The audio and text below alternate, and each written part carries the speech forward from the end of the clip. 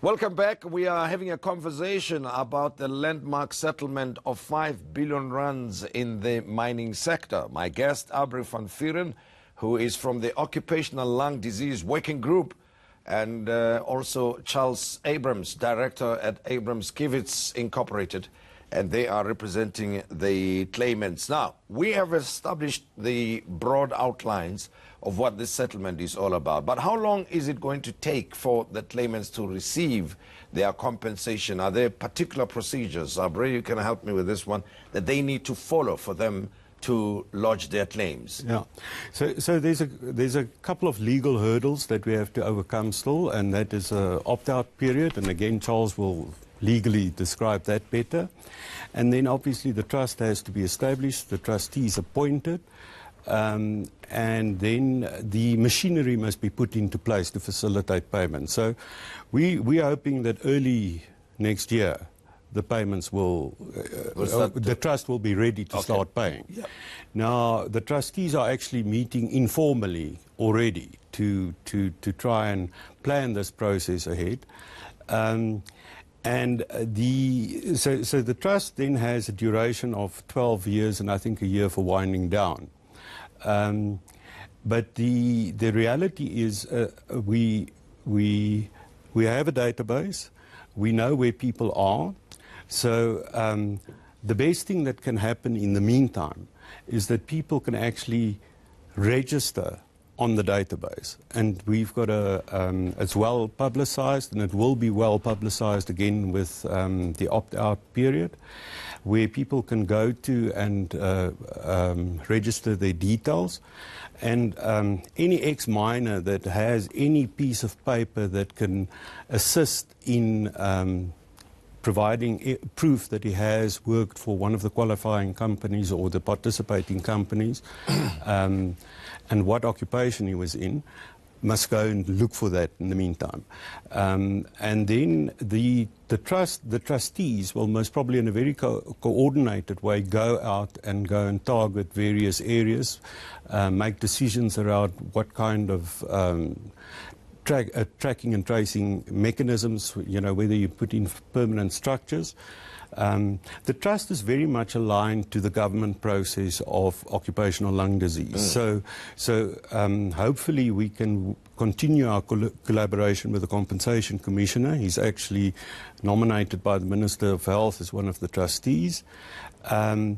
And the one hand can wash the other hand, because the compensation that the Compensation Commissioner pays, together with the compensation out of this trust, is substantial amounts of money. The one, and I have to stress this point very clearly, is nobody must pay anybody for anything at the moment. Everything is free. So if anybody charges an ex-employee or a current employee and want to ask them for money to process their claims, there is no such thing. All of this is going to be free to the individual. So, I mean, you're stressing the point that there might be some fly-by-night people who take advantage of this situation and go around collecting people's names, addresses, claiming that they will represent them when they lodge their claims, and people must be very wary of that there's no money to be paid, right? There's absolutely no money to be paid by a potential claimant. That is the most important thing about this whole thing. Now, Charles, please tell me a bit more about the claimants and what, from your side, they need to do, because as matters stand, you don't have a sense of who they are in terms of numbers, do you? And where they might be located at the moment? Well, Tim, you know, having worked, you know, with this case, you know, for the last 13 years, certainly, you know, by now you should have, you know, developed a sense and a deep sense about the situation, you know, of these miners. So yes, you know, I do. And these miners are mostly concentrated in the deep rural areas in the Eastern Cape, you know, in pockets, you know, of the Free State. But more importantly, also in our surrounding, you know, neighboring countries, Mozambique, Lesotho, Swaziland, Zimbabwe, Botswana, and as far afield as, you know, Malawi, you know, and so on. And we have developed over the course of time an extensive network across Southern Africa, inside South Africa, across Southern Africa, and collectively between our firm, the firm of Richard Spoor, as well as the Legal Resources Centre, we have signed up more than 40,000 claimants, and they are in our database. Those claimants and that database will be handed over to the trust as part of the first processing. At the same time, we have over time worked with civil society organizations as well as ex-mine workers formation. They are fairly well rooted within these communities. These ex-mine worker formations, they do have the challenges, but they are well connected and have an established network. And it is certainly our view that once the trust becomes operative, that they will, work actively, with these ex-miner formation, as well as your mainstream, unions, in order to access, the mine workers.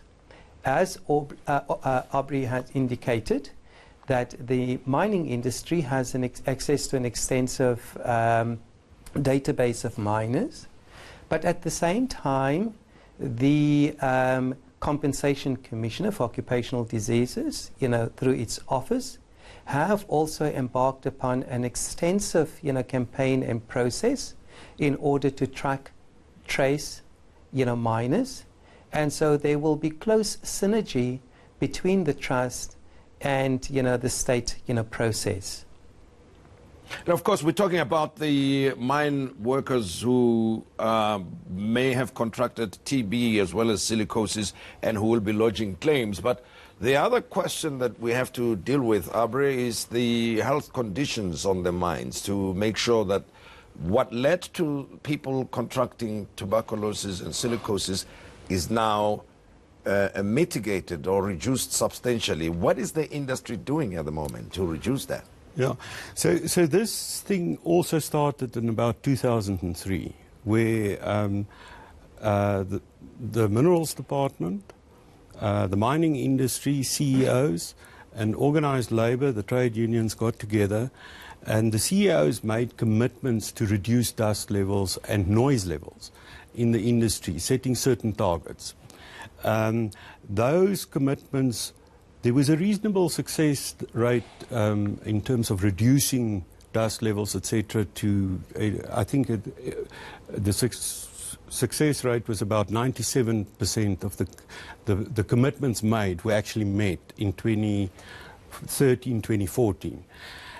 When the CEOs again made new commitments to even further improve the dust levels and noise levels in the mining industry. So the mining industry of today is substantially different to the mining industry of 20, 30 years ago. And the mining conditions and the living conditions, etc. So there's a real commitment, a real concern for the safety and health of employees. I'm not saying that it wasn't like that in the past, but there's a far greater focus on lives of people in the mining industry today than 30, 40 years ago. But then, lives of people in mining communities. Let's focus on that for a moment. I'm thinking of the mine dumps of Johannesburg, where people may have contracted these diseases as a result of the dust levels, right? And in areas such as Soweto, Diepkloof, near Diepkloof, and elsewhere in Joburg. Are they part of this settlement? One or two? What is being done to rehabilitate those mine dumps? Yeah, well, so let me start with the easy one first, and that is the fact that, as you will notice if you've lived in Joburg for a while, the landscape keeps on changing because those mine dumps are actually removed, remined and reprocessed, etc.